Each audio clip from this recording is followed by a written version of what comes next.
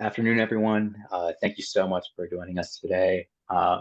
Before we really dive in and I hand it off to the folks at SFEI, I just kind of want to set the context for today's training based off of the previous conversations and previous discussions we've had with community members, and we know that the city at large has been having around nature-based solutions and this training and our program sort of context and the way it kind of falls into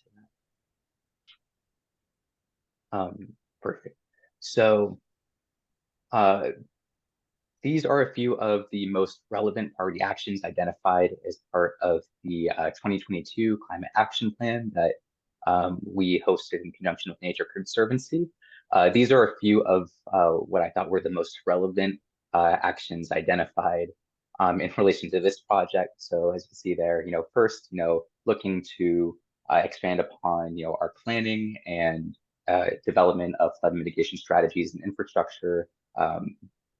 No, which we kind of see this directly following up with second, collaboration both with regional partners in regards to other municipalities, local agencies, academic institutions to better learn and prepare ourselves, sort of borrow some of the strategies that they've been implementing in regards to flood resilience and climate resilience, but also to gather together and join together to become a stronger applicant for that additional funding as well. And third is to better utilize the Suisun Marsh as an educational resource and have there be a greater awareness of the importance of the marsh's health in relation to the climate resilience of Suisun.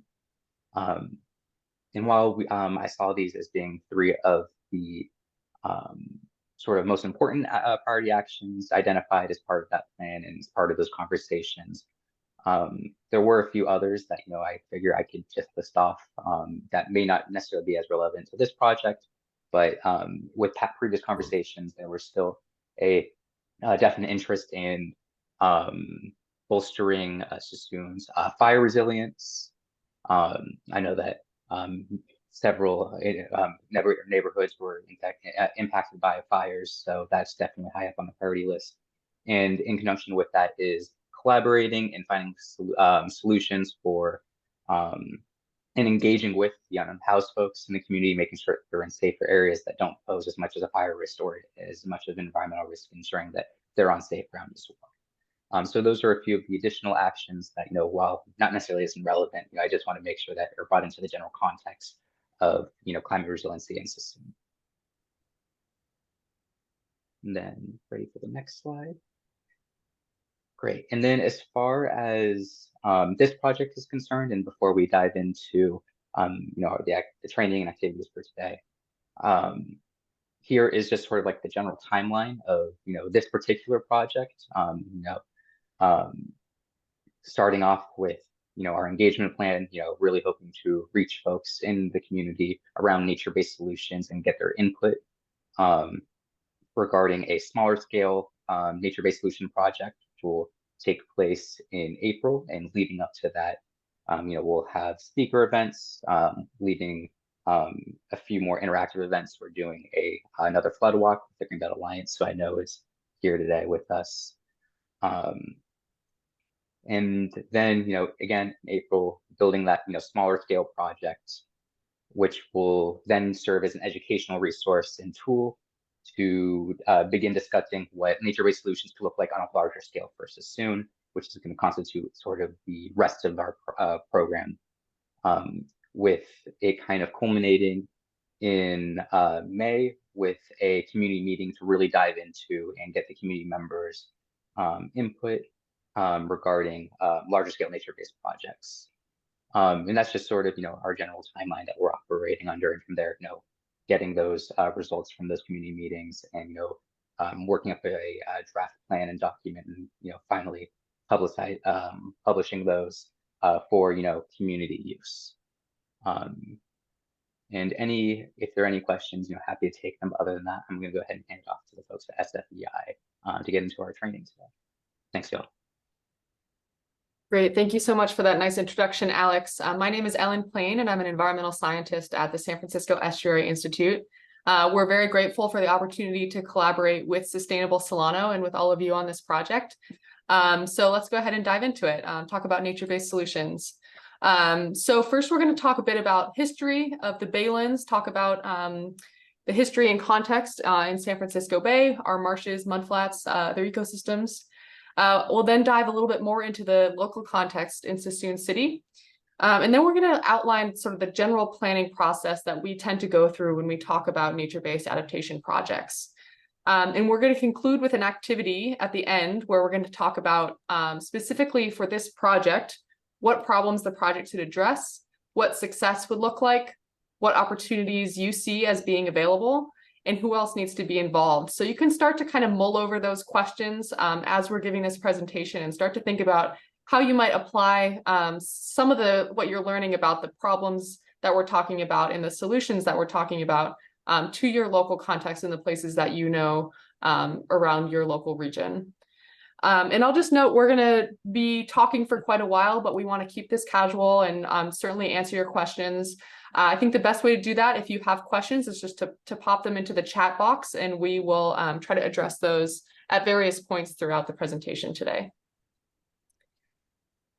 So starting out with a bit of an introduction here, I already used this word Baylands, and this is a word that we use a lot. And really what we're talking about when we talk about Baylands are areas that are at intertidal elevations. And so historically, these are places that would have been marshes and mudflats. Many of them still are today. These are the places that may be, exposed at low tide to the air. So you may have been out to the bay, seen those wide tidal flats. And then they're covered by water at the high tide. And so thinking about some of those emergent tidal marshes, areas of open water, really places that the bay touches. And when we think about the baylands around our region, they've undergone quite a lot of change over the last few centuries.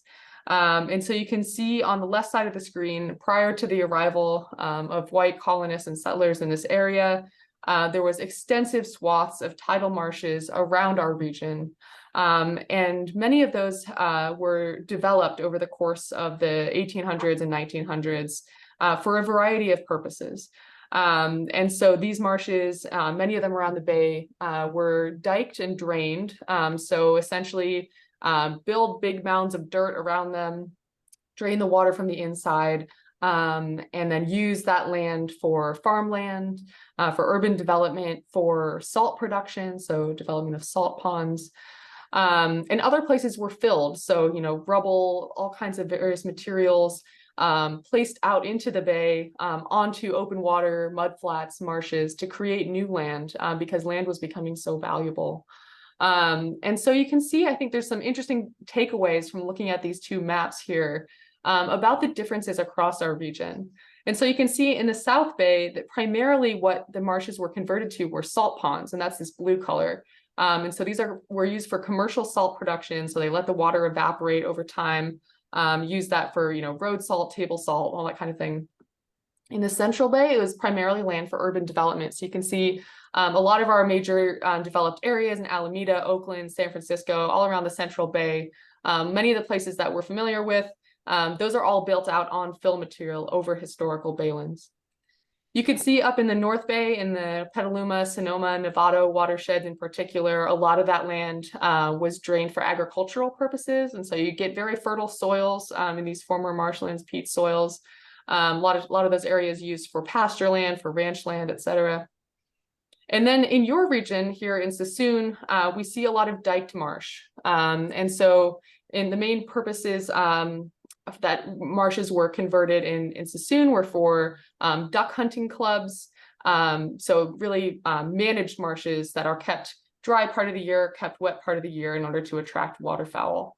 And so understanding this historical context is really important because it very much changes the range of nature-based adaptation solutions that we have available, thinking about the type of development that's been done out into the baylands. So looking more specifically at Suisun Marsh area, We're lucky to have this new resource. Our colleagues here at SFEI are working on a more detailed historical ecology report called Suisun Landscapes that is currently in draft form, but will be released soon. That gives us an even more detailed picture about the historical context here in Suisun Marsh. And so you can see they've done some detailed mapping based on archival documents on the left side. And then you see on the right side, again, a lot of these areas that are diked marsh today. So they would have historically been exposed to tidal flows, becoming wet at high tide, dry at low tide. Now they're largely cut off by these informal levees, these berms that surround them. And they are managed again for that waterfowl hunting primarily. With some exceptions, there's also areas of tidal marsh still here today, some areas of open water, etc. So there is a bit of a mix around the Suisun Marsh region. One major consequence of diking and draining these marshes has been subsidence. And so essentially when you expose those organic soils to the air, they undergo these processes of oxidation and compaction, and that really compresses those soils down and causes the land to sink lower. Burning of managed marshes is another reason that carbon has been converted to gas, and that area starts to sink lower. And you can see the consequences of that here in this image I'm showing on the right side. And so you can see these colors, we've sort of coordinated them to a tidal reference scheme. So you can see the areas that are shown in blue here are areas that are at subtidal elevations, even though today they are protected by levees. So if you were, that levee were to break, that area would be below tidal elevation, so it would not be exposed to the air at low tide. The brown areas are the areas that are more that intertidal elevation, and same with the green. And you can see just how low some of these areas have subsided below their historical elevation, which would have been more in that green range, that tidal marsh range. Today, they're down in that lower category of being below tidal elevations due to these processes that I just talked about here. So that's a major resilience challenge for Suisun Marsh to contend with as we think about resilience to sea level rise. So that's giving you a bit of context about the local area there in Suisun. I'm now going to talk a bit about shoreline adaptation options. So when we think about building an adaptation strategy, all of us here today are interested in thinking about nature-based solutions. And the idea here is that we will work with nature to build our resilience to flooding, as well as provide other ecosystem services. So that could be things like habitat provision or recreational access or carbon sequestration, water quality improvement, these types of things that tend to be co-benefits of these nature-based adaptation projects. And really the goal here is to identify, what are some locally appropriate strategies? And so one of the things about working with nature is that the idea is that we are building on natural processes to achieve the outcomes that we want to see. And we can't do that if the adaptation options that we're selecting are not really locally appropriate to those processes that we see in a particular area. So it's really important to match up the solutions with that physical, environmental, and ecological context of a place. The guys from the International Bird Rescue were talking about us today. Okay. They want to change. Sorry. So then another thing that we'll talk about a bit more today is hybrid gray-green solutions. And so this is often an important part of nature-based solutions that people don't think about, is that a lot of times we do need engineered aspects in order to make some of these projects happen. Often we need to build a new levee in order to restore a marsh so that we can protect the area behind that will be newly exposed to those tidal waters. So we'll talk a bit more about those hybrid solutions today. And we'll also talk about how to build measures into strategies. And so we know we're not working in a vacuum. These ideas need to work together and build on one another to achieve some of the goals that we set out. One resource that I want to point you all to is a document called the San Francisco Bay Shoreline Adaptation Atlas that SFEI released in 2019. And there were two main goals of this document. The first was to identify what we call operational landscape units. And the idea here is that adaptation projects can be most successful when they're not limited to a single jurisdiction, but they extend across our jurisdictional boundaries to really work together at the physical scale of a watershed, for instance, So thinking about how these different adaptation options work, I mentioned, physical processes are one key driver of, where adaptation strategies are locally appropriate. And so by thinking at the scale of some of these natural regions like watersheds, we can start to build out areas where some of these adaptation strategies can fit together. The other key contribution of the Adaptation Atlas was to do some suitability mapping for the various types of nature-based solutions that we have available. And so this is sort of a first pass that gives you a sense of where might we implement some of the strategies that I'm going to talk about today. So one key one that I've already mentioned that is applicable in the Suisun Marsh area is marsh restoration. And so really what we're talking about here many times is busting down, breaking holes in those levees that were put up between 50 and 150 years ago, letting the tide waters back in and letting nature do the work. So as the tides come back into a site, they bring in water, sediment can drop out of the water column, start to build up the elevation of the marsh until it reaches an elevation where plants can start to colonize and that marsh can start to reform. And this is something that we have a lot of experience with around the Bay. Over the last 50 years or so, we've done a lot of marsh restorations. And so relative to the lowest point in terms of marsh extent in the region, we've actually gained quite a bit back over time through the process of doing these restorations. I'm showing a photo here from the South Bay Salt Pond Restoration Project, one of the largest efforts in our region. I just want to highlight that they're actually out there right now at Pond R4, which is about right here, doing a restoration today, breaching a levee and allowing the tides back in. So a lot of exciting work going on around the region to do this type of restoration.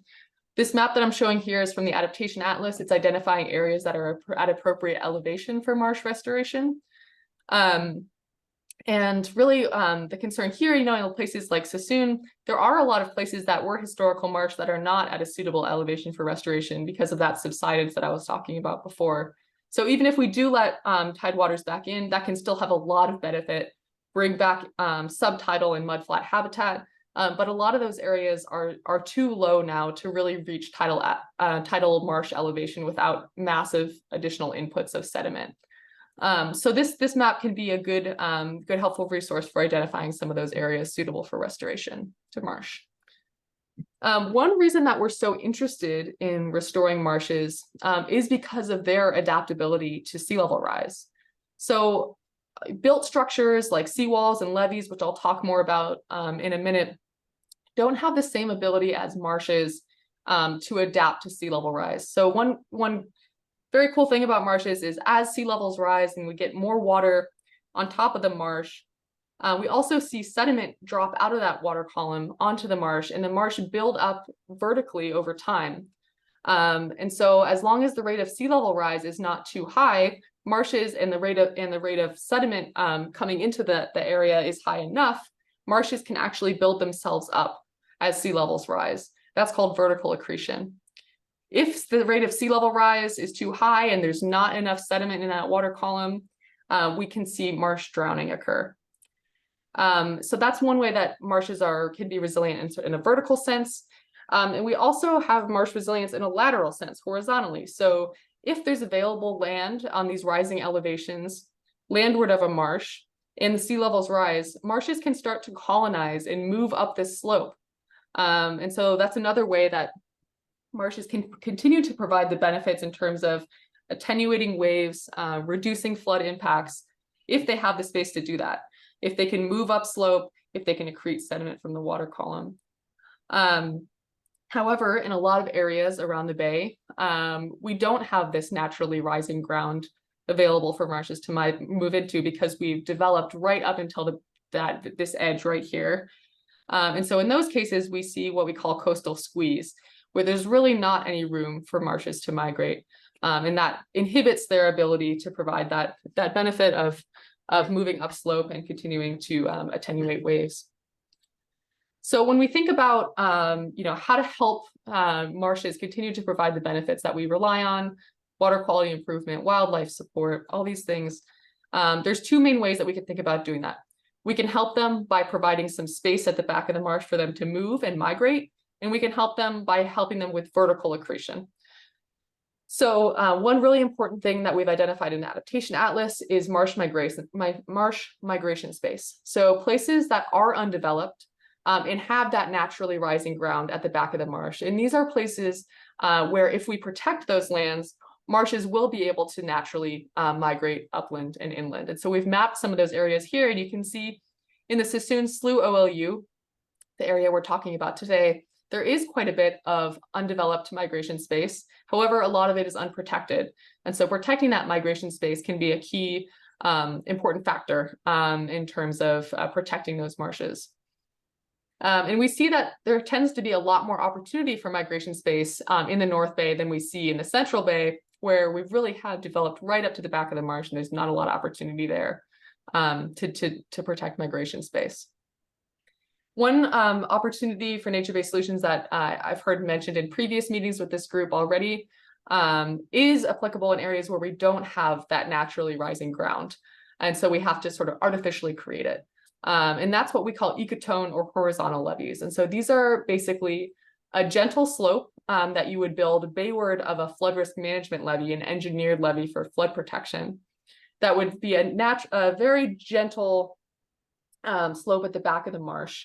And so that provides a bit more space for marsh critters to go during a particularly high tide or a storm surge event. So they have some refuge that's at a higher elevation so they don't drown in the marsh. That's one benefit. Another is you can provide a narrow band for marsh migration, not too much space there.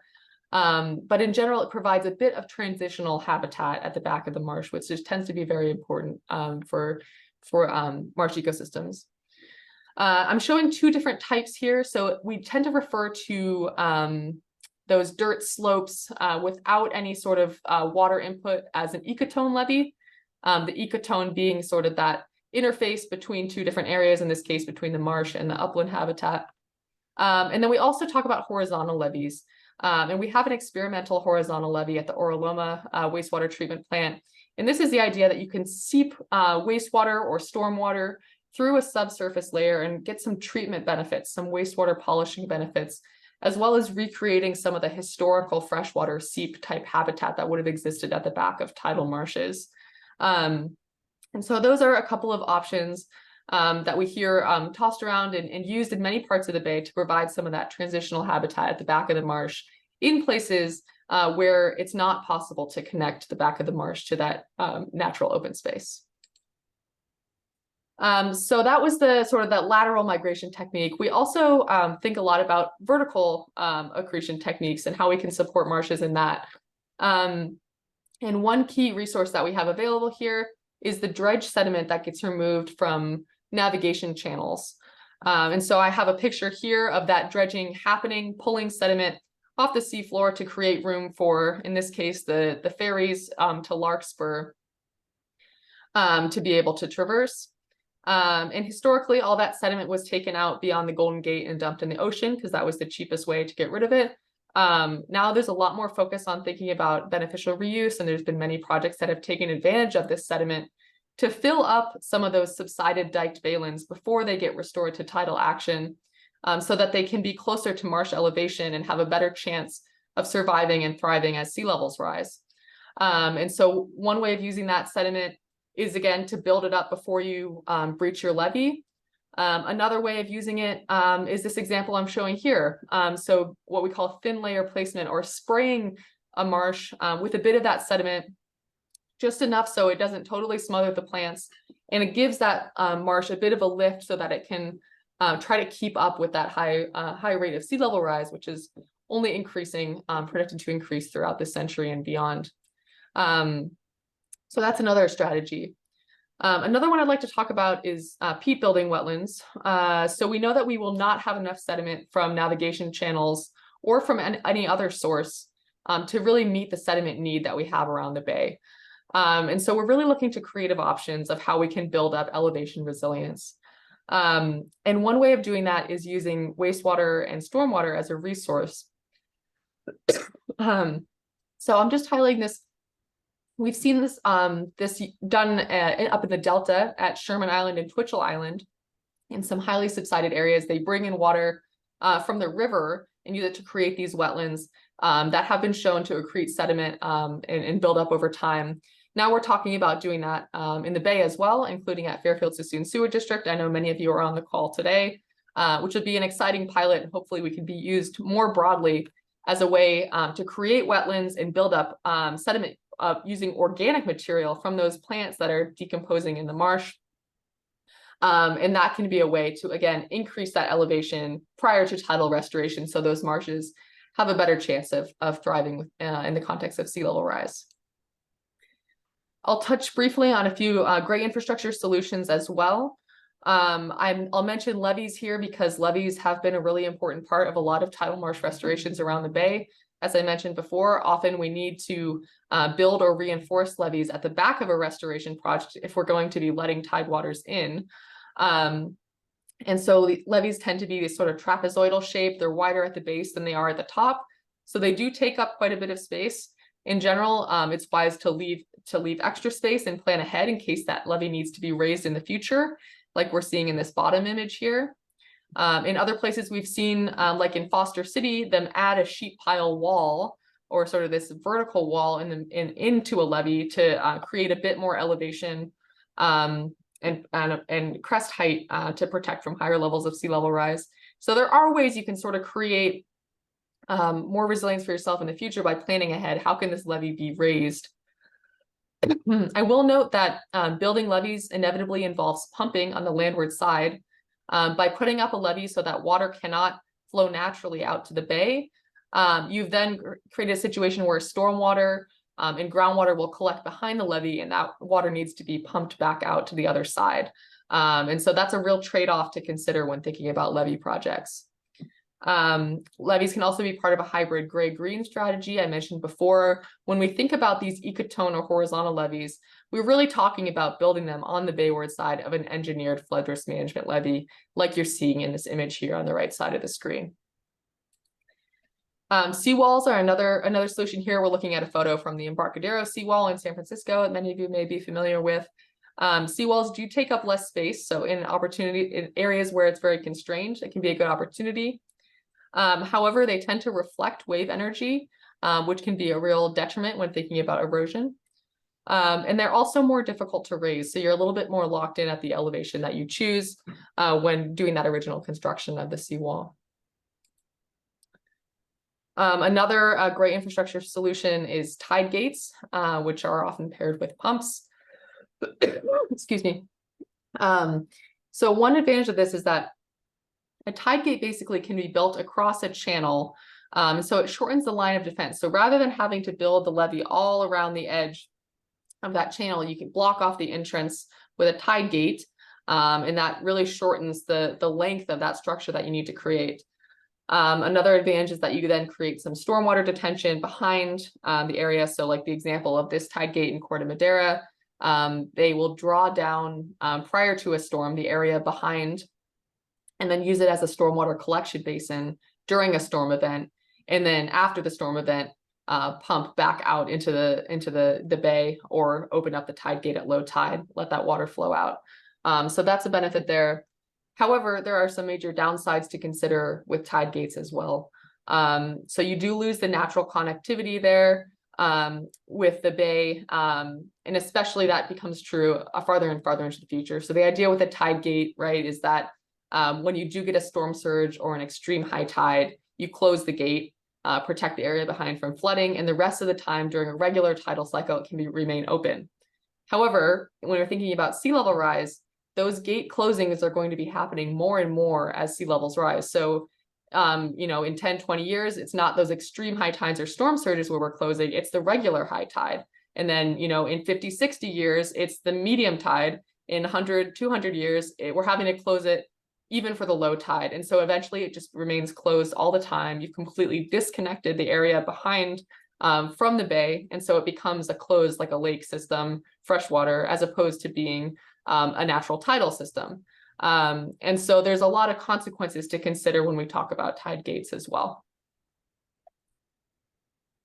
So now I'm going to talk a bit more about the context in Suisun City, I'm going to show some flood maps that maybe many of you on the call have already seen and are familiar with, but I just do want to set the context a bit more before we start jumping into some solutions for this local area.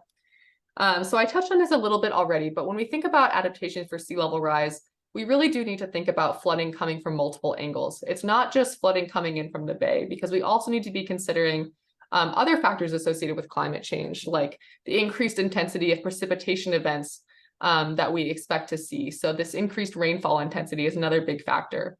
With those big storms, we see more discharge and coming down from the watershed. So more stormwater coming in these intense periods that we need to manage and figure out how to discharge. We also have the impacts of sea level rise on groundwater. So as sea levels rise, we see that groundwater levels rise as well, because the underground, the salty groundwater has an interface where it's connected to fresh groundwater. And as this toe of salty groundwater moves inland as sea levels rise, it pushes up this overlying layer of less dense groundwater. And so we tend to see that water tables are going to rise with sea level as well. And so ultimately what this all really means is that there's a lot more water in this urban environment landward of the levee that we need to be thinking about managing, in addition to thinking about how to keep water levels from the bay from inundating this local area.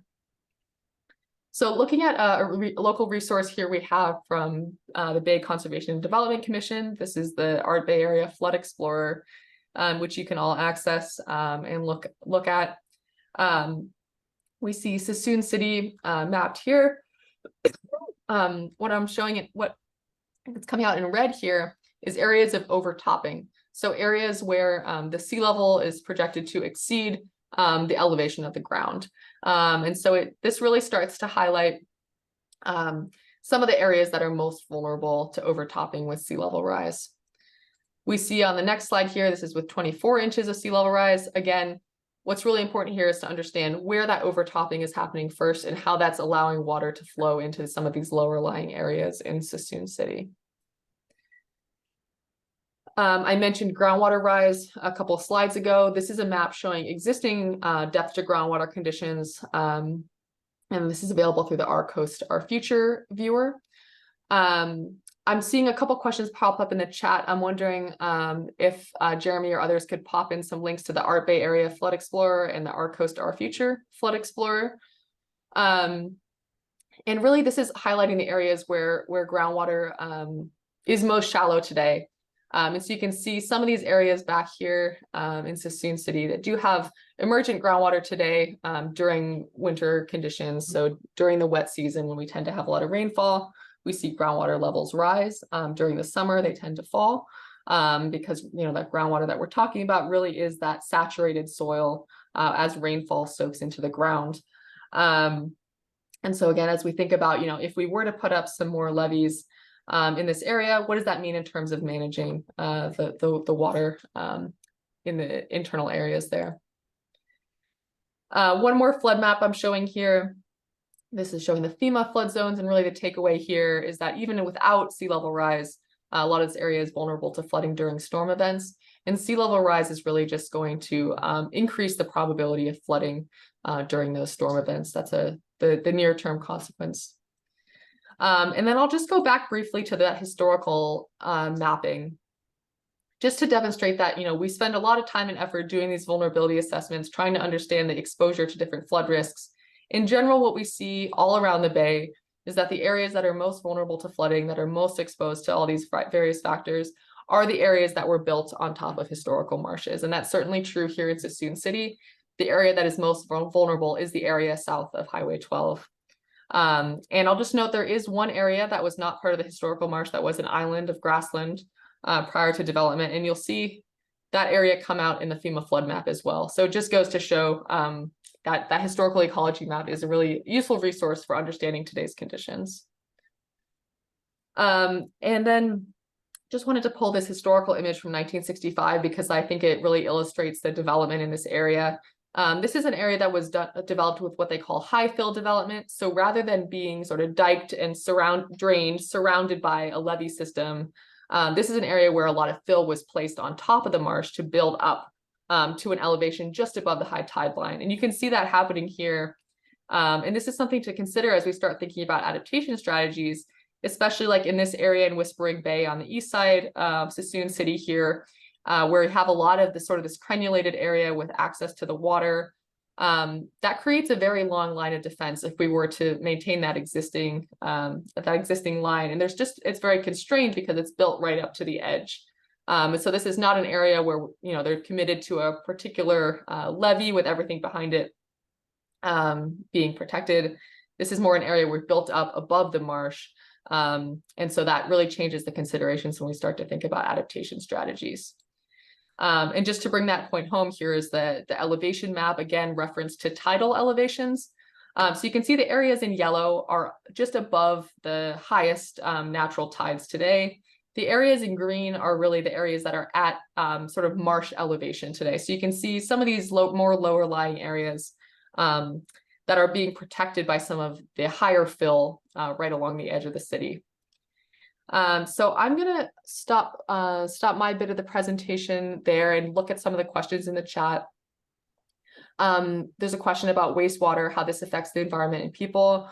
That's a very good question. Wastewater, you know, historically has been considered something to be gotten rid of as quickly as possible. I think there's a big shift now in thinking about how can we take more advantage of wastewater as a resource, think about how it can be built into and integrated into some of our adaptation strategies, especially because we've cut off so many of the natural connections from watersheds to the baylands.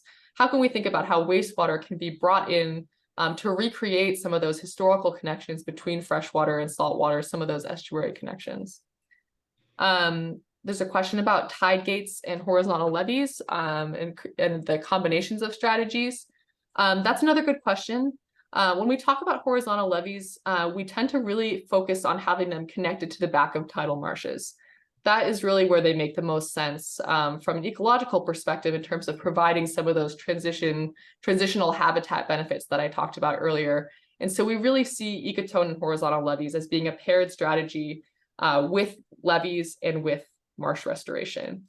That being said, there can certainly be, you know, integration of multiple strategies where there's a tide gate, you know, for one area, and maybe right next door, there is an ecotone levee that's put in because we've lost some of that natural transitional habitat behind the tide gate, for instance. So another great question there, Carolyn.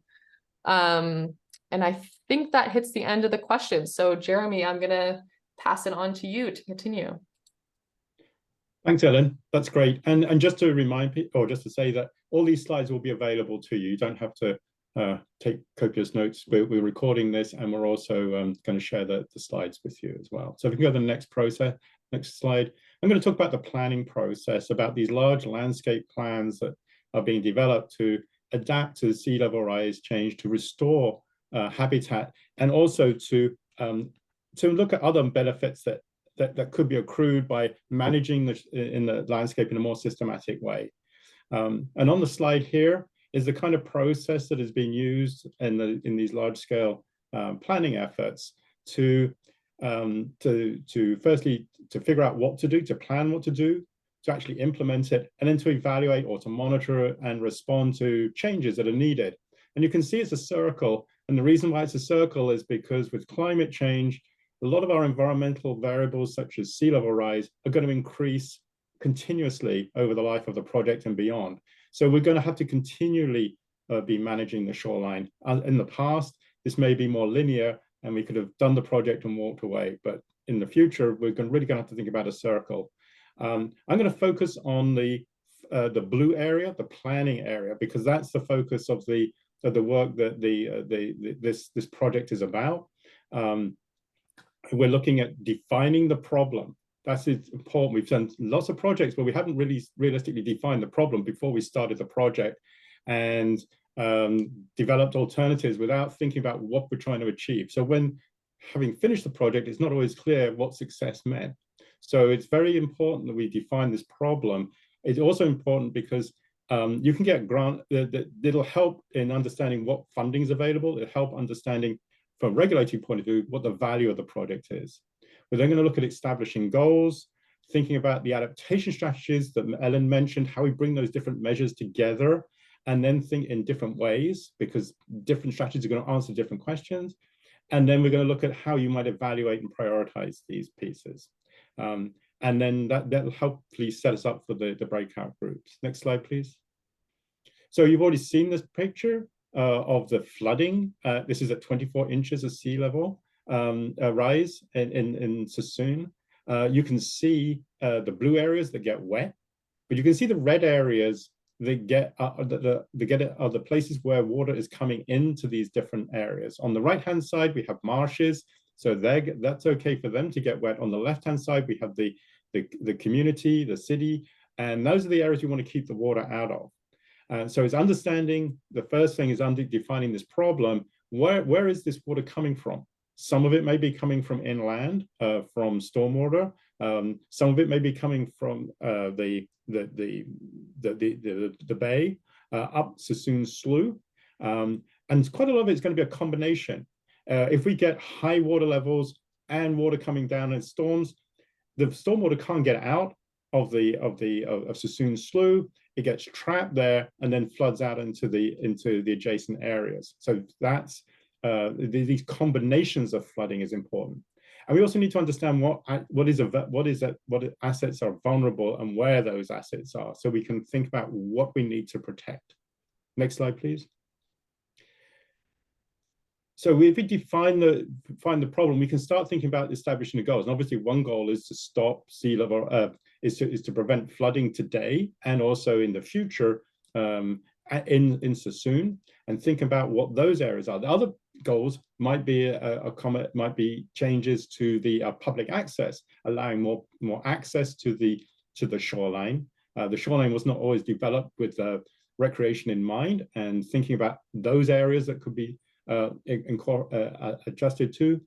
Thinking about future development in Suisun. Where are you thinking about to have there's areas for new development, and how will they be protected? Thinking about the opportunities for incorporating the marshlands and using those which are surrounding Suisun as well.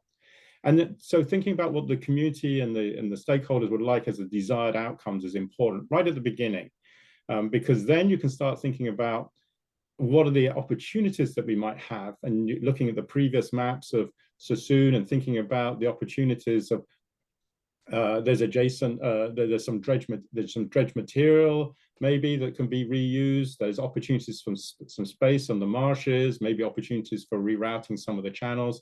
So thinking about amongst the stakeholders what those opportunities are, which then allows you to start thinking about what is success. What would success look like here? And so what are the evaluation criteria which you would then judge individual alternatives by? So thinking about all these things up front is important to do in these types of projects. Next slide, please. So getting on from the types of adaptation strategies that Ellen talked about, she had a whole list of those, and we have the cookbook, we have the adaptation atlas. There's a whole list of areas, and that talks about where there's where those adaptation strategies are suitable, where it's possible to build them. I think here we're looking at really pairing the problems with what measures are appropriate, and thinking the next step, thinking what is actually appropriate use of a horizontal levee or an ecotone slope or a marsh to solve these problems.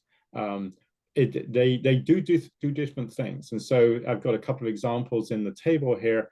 That combined flooding, which I talked about, with the bay level raising and the stormwater causing floods in the creeks, that's often due to a loss of floodplain, where we squeeze the existing channels between levees.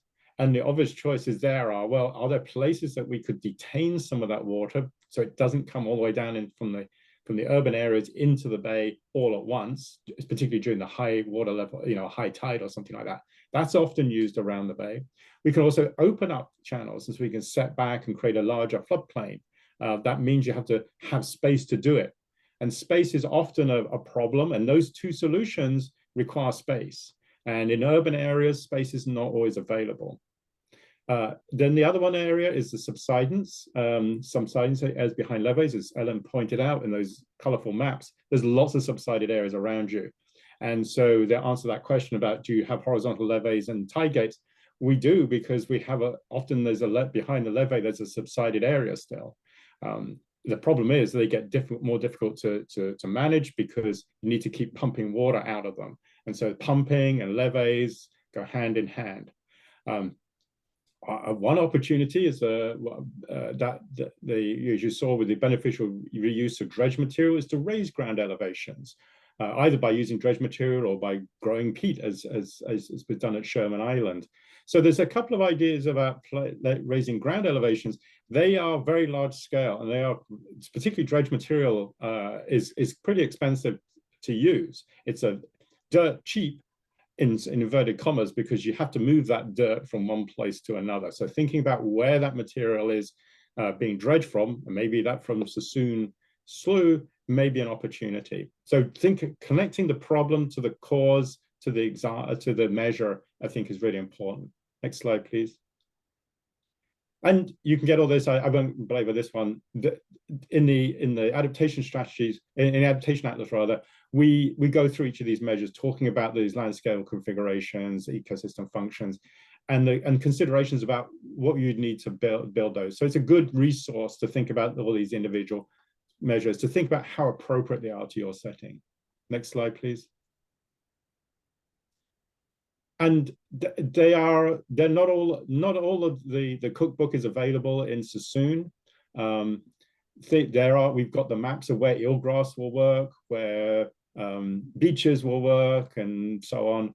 Really in Suisun, we're talking about managing tidal marshes, what we call polder management, which is those really subsided areas behind you, maybe raising those up or managing the water levels, the ecotone levees that Ellen talked about, and also that migration space. Preparing. And when we talk about protecting migration space, it means not developing that area. It means it's providing protection in terms of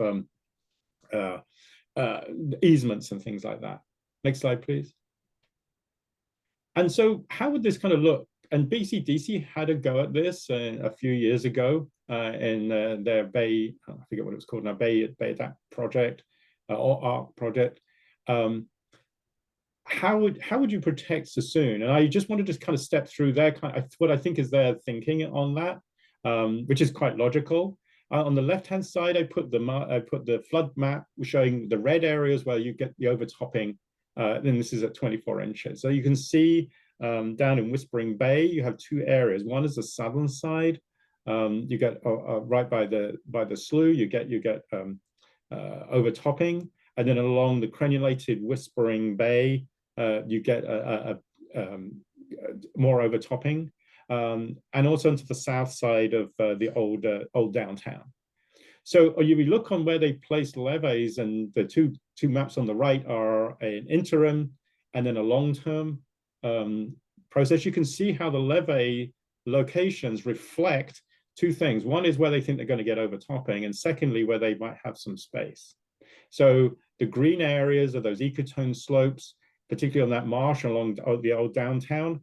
They got space to build one of those, and they got space to rate it in the future, and they got and it can provide that kind of basically a higher levee along there, and with one of these longer slopes. In Whispering Bay on the east side, you can see there's a levee down here. You have some opportunities for some marshes in those areas, and maybe that's a raft restoration and a levee in place. But if you go to the other side, closer to the waterfront district, you can see there's a sea wall. There's no space. Everything's built right up to the edge. And you get the same along Whispering Bay, on the east side of Whispering Bay, where it's a straight line is always shorter than a crinkly line, and to save money and to acknowledge the fact that they can't build a levee in people's backyards, they've gone down the length of the shoreline. So there's different approaches in different places, different amounts of nature-based features in there. Next slide, please. But it's not just a map on the ground. We've got to think about, you're not going to build everything overnight, and you don't need to, because sea level, whilst it's rising, is rising at a rate where sometime in the future, when we got 12 or 24 inches of sea level rise, it's going to become a real problem. So we can start planning things, but some things we can do now are more appropriate.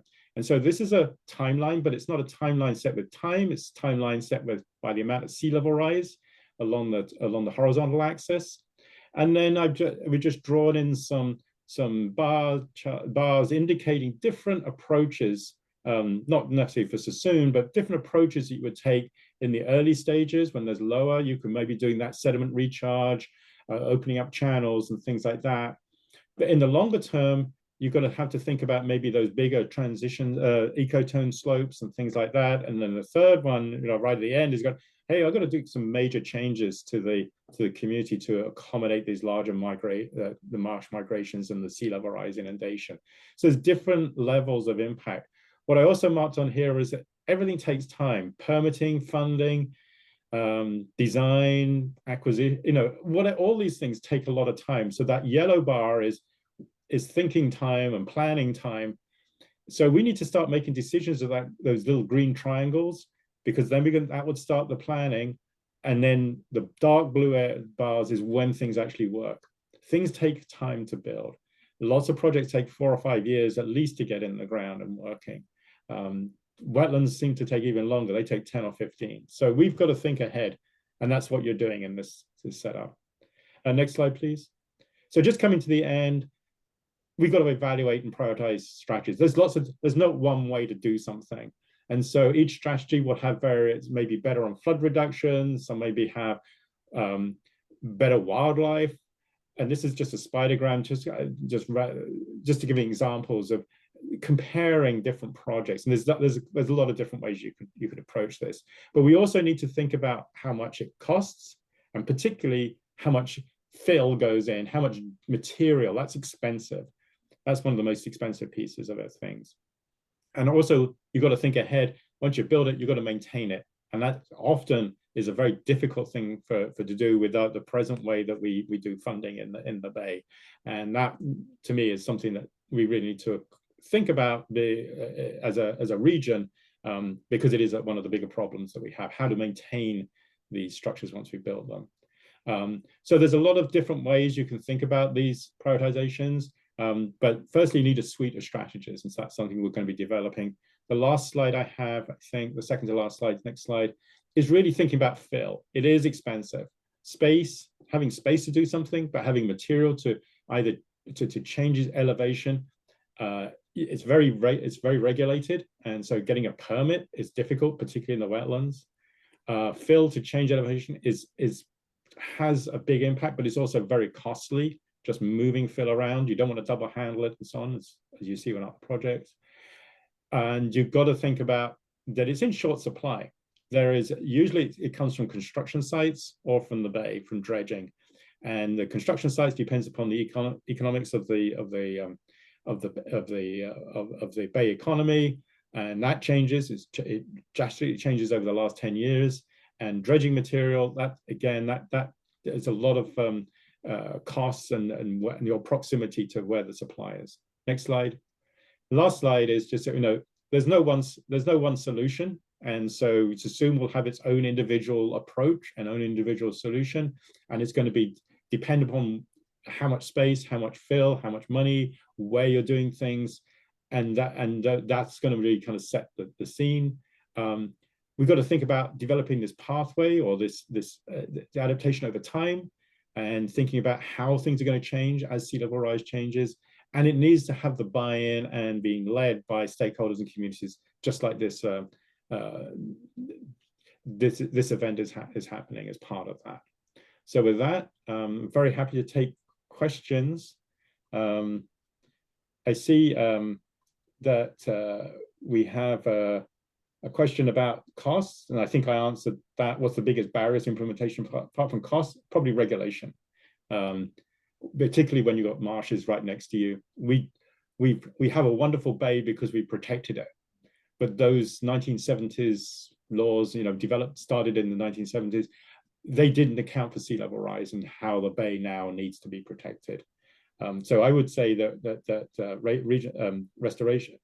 regulation is important. Generally, the lead agency on these projects, it varies, but the Coastal Conservancy, you need to have, there's lots of friends to have at a regional level, and the Coastal Conservancy is one of those, and they fund a lot of projects. If you've got a railroad running right next to you, you've got a major highway, so Caltrans and others whilst they're not the most easy partners to work with, they are great. They have interests in managing these areas, and you've got a great partner in the sanitary district, because they have interests in this area as well. So and also the management of these marshes as well needs to be incorporated. So I think there's a lot of people in there. I don't know who the lead would be in those. And certainly using dredge material is important. And you have this, I think there's a dredge material island just to the south of you. I always wondered whether that was an opportunity.